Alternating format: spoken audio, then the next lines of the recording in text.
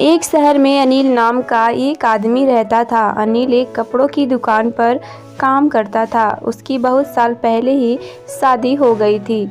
अनिल को हमेशा से लड़का चाहिए था। लड़का यह वंश का कुलदीप होता है, पिता का नाम रोशन करता है और बुढ़ापे का सहारा होता है। पर लड़की शादी करके चली जाती है। ऐसी सोच रखने वाला वह पड़ोसियों को भी यही बताता था। शादी के कुछ साल बाद उसके 2 लड़के हुए। बड़े बेटे का नाम करण और छोटे बेटे का नाम किशन रखा। बाद में कुछ सालों बाद उसकी पत्नी का निधन हो गया। उसके बाद उसने दोनों बेटों का ख्याल रखा। समय बीता और उसके दोनों बेटे बड़े हो गए और अब दोनों बेटे नौकरी कर रहे थे। दोनों की शादी भी हो गई। शादी होने के बाद भी वह सब एक साथ ही रहते थे। कुछ साल एक साथ खुशी में गए, लेकिन बाद में दोनों भाई एक दूसरे के साथ झगड़ा करने लगे। दोनों बहुओं में छोटी छोटी बातों पर मतभेद होने लगी। यह सब देखकर अनिल को बहुत बुरा लगता था। अब दोनों ने अलग रहने का निर्णय ले लिया और वह अलग हो गए। फिर पिताजी का ख्याल कौन रखेगा, ऐसा सवाल निर्माण हुआ। दोनों बेटे एक एक महीने संभालेंगे, ऐसा तय किया। अनिल एक बेटे के साथ 1 महीने के लिए रहने लगा, फिर दूसरे बेटे के साथ 1 महीना, ऐसा उसका बंटवारा हुआ। पर जैसे जैसे वक्त बीतता गया, वैसे वैसे बहुओं और बेटों में अनिल को लेकर झगड़ा होने लगा। दोनों बेटियों के घर में झगड़े का कारण अनिल रहने लगा। यह बात अनिल को अच्छे से समझ आई थी। अब अनिल को पुरानी यादें आने लगी थी। उसने ज़िंदगी में कितनी बड़ी गलती की थी, अब उसे समझ में आ रही थी। पर अब इसका क्या फ़ायदा। आखिर दोनों बेटों ने पिताजी को वृद्धाश्रम भेजने का निर्णय लिया। एक दिन दोनों ही पिताजी को लेकर वृद्धाश्रम में गए। वहां जाने पर सभी औपचारिकता पूरी करके पिताजी को मिलकर वह दोनों अपने अपने घर वापस चले गए। बेटे घर जाने के बाद अनिल बहुत परेशान हुआ। उसके बाद वृद्धाश्रम में के कई लोगों ने उसे समझाया, पर बहुत दुखी हो गया था। अनिल को वृद्धाश्रम में आकर 8-10 दिन हो गए थे। वह किसी से बातचीत नहीं कर रहा था और एक पेड़ के नीचे बैठकर विचार में मग्न रहता था। वहाँ के लोग उसे पूछते थे, पर उसने किसी को भी कुछ नहीं बताया। कुछ दिनों में वह एक व्यक्ति से थोड़ा बहुत बोलने लगा। बाद में दोनों की अच्छी दोस्ती हो गई। एक दिन वह दोनों बैठे थे, तब वह व्यक्ति अनिल को अपनी कहानी बताने लगा।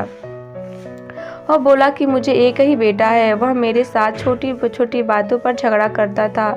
इस बात को मैंने बहुत उब गया था। उस वजह से मैंने वृद्धाश्रम में रहने का निर्णय लिया। मुझे कभी कभी लगता था कि मुझे बेटे के साथ एक बेटी भी होती तो कितना अच्छा होता। कदाच आज वह मेरे बुढ़ापे की लाठी बन सकती। उसका बोलना सुनकर अनिल और ज़्यादा दुखी हो गया और वह बहुत गहरे विचारों में खो गया। अनिल को दुखी अवस्था में देखकर उसके दोस्त ने इंसान ने पूछा, आप क्या सोच रहे हैं? आपके सामने देखो। उस दिखने वाले 2 व्यक्तियों में से एक हमारे वृद्धाश्रम के मालिक हैं। उनका नाम कैलाश सेठ है और दूसरी उनकी बेटी है। उनका नाम आराध्या है। वृद्धाश्रम का सारा काम उनकी बेटी संभालती है। कैलाश सेठ उनको एकमात्र बेटी थी। बेटी माँ और पिताजी से बहुत प्यार करती हैं। उतना ही प्यार वह वृद्धाश्रम के हर व्यक्ति से प्यार करती है। अनिल सिर्फ उसकी तरफ देखते ही रह गया और उसका मन और भी ज़्यादा दुखी होने लगा। रात होने लगी थी। हर एक वृद्ध अपने अपने रूम में जाने लगे। अनिल भी उसके रूम में जाता है। रात का खाना जल्दी खाकर सब लोग सो जाते हैं। अनिल को उसका भूतकाल याद आता है। अनिल की शादी होने के बाद उसे पहली बेटी हुई थी।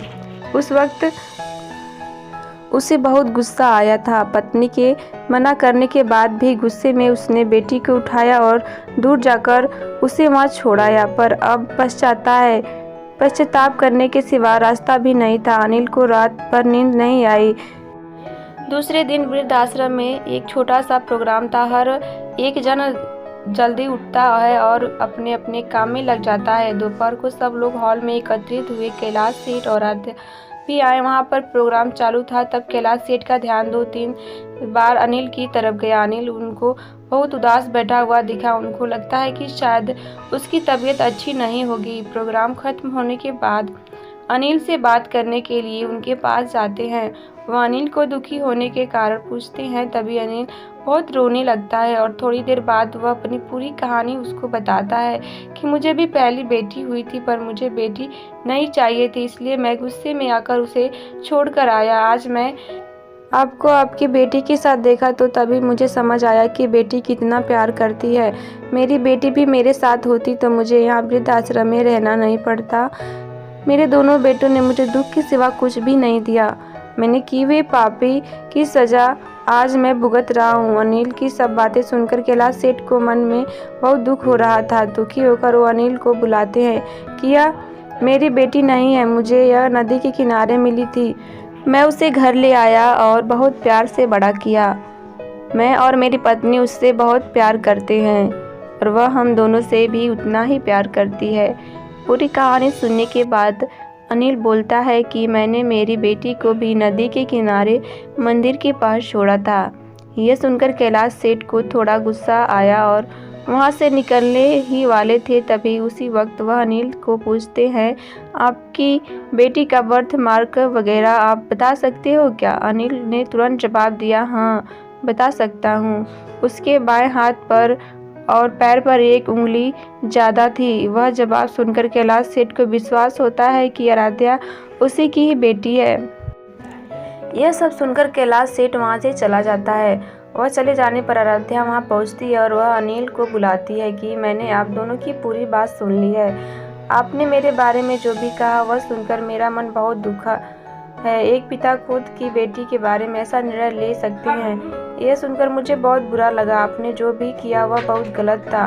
आपने मुझे बेटी बोलने का अधिकार खो दिया है। मैं आपकी बेटी होकर भी आप मुझे रास्ते पर छोड़कर चले गए थे और मैं उनकी बेटी ना होते हुए भी उन्होंने मुझ पर जान निछावर कर दिया। इसलिए वही मेरे सच्चे पिता हैं। आप इस वृद्धाश्रम में रह सकते हैं, पर आज आपने उनके सामने जो बोला वह फिर कभी भी उनके सामने मत बोलिएगा, क्योंकि आज तक मैंने उनका इतना दुखी कभी नहीं देखा। जितना बोलकर आराध्या वहाँ से चली गई। अनिल सिर्फ आंखों में आंसू लेकर उसकी तरफ देखता रह गया और अपने नसीब को दोष देता रहा। दूसरे दिन सुबह किसी को भी ना बताते हुए अनिल वृद्धाश्रम छोड़कर चला गया। दोस्तों, ये हर टचिंग कहानी आपको कैसी लगी हमें कमेंट बॉक्स में ज़रूर बताना, और कहानी अच्छी लगी हो तो वीडियो को लाइक शेयर ज़रूर करें। और चैनल को पहली बार देख रहे हैं तो चैनल को सब्सक्राइब भी ज़रूर कर लीजिए इसी टाइप की कहानी डेली पाने के लिए। Take care and bye bye. मिलेंगे नए वीडियो के साथ। Thanks for watching my video.